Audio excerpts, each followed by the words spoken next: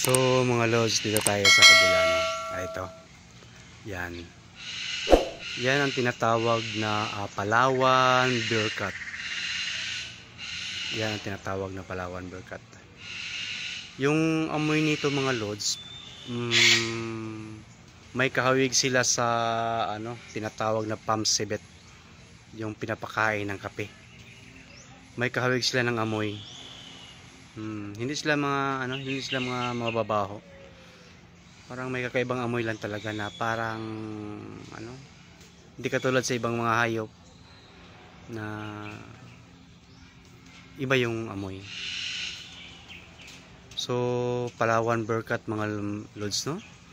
So ito yung totoong pangalan niya. Ayan. Palawan Bearcat. Ayan. So ang mga lods, scientific name niya is ayan, madali lang itong basahin. Arctictex binturong. Arctictex binturong mga lods. So kailangan po talagang ulitin para mabigkas. So ayun mga lods, dito may maganda pa palang dito mga lods. Ang ganda. So Scarlet Macaw. Yan. Ara Macaw yung scientific name nila. So napakadaling basahin. Ayan.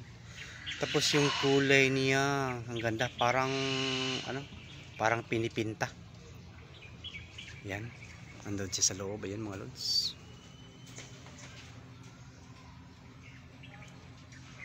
Ayan.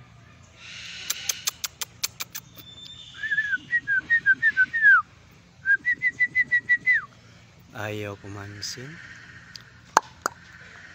Ayaw pa rin. Ayaw, bakit ayaw? Ayan.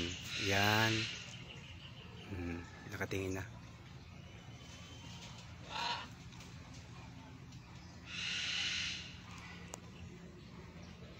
So hindi ko alam mga lods, may kasama pa palang zebra siya dito. Ito zebra mga lods. Ang kaso nga lang hindi gumagalaw. Statua yan mga lods. Yan.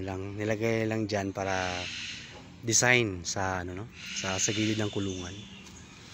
So napakagandang lugar para sa mga hayop kasi napapalibutan ng mga malalaking kahoy. So maganda yung pag ng klima o sa pagtimpla ng klima, no? Yan.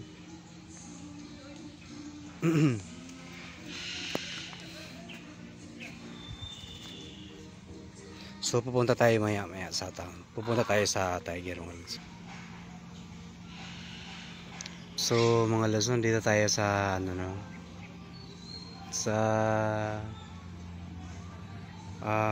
kulungan ng tiger.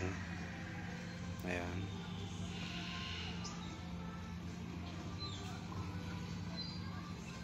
Nakatulala lang kasi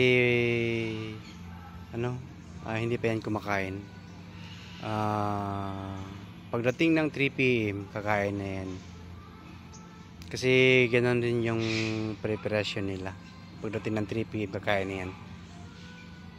Tapos hanggang bukas ng umaga.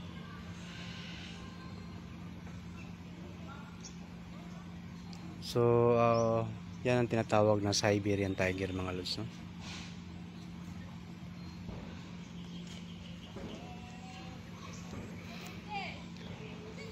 Nilagyan ng double screen or cyclone wire mga lods kasi hindi pwedeng single lang kasi napakadelikado yung tiger, baka may kamay na ipasok, siguradong putol mga lods.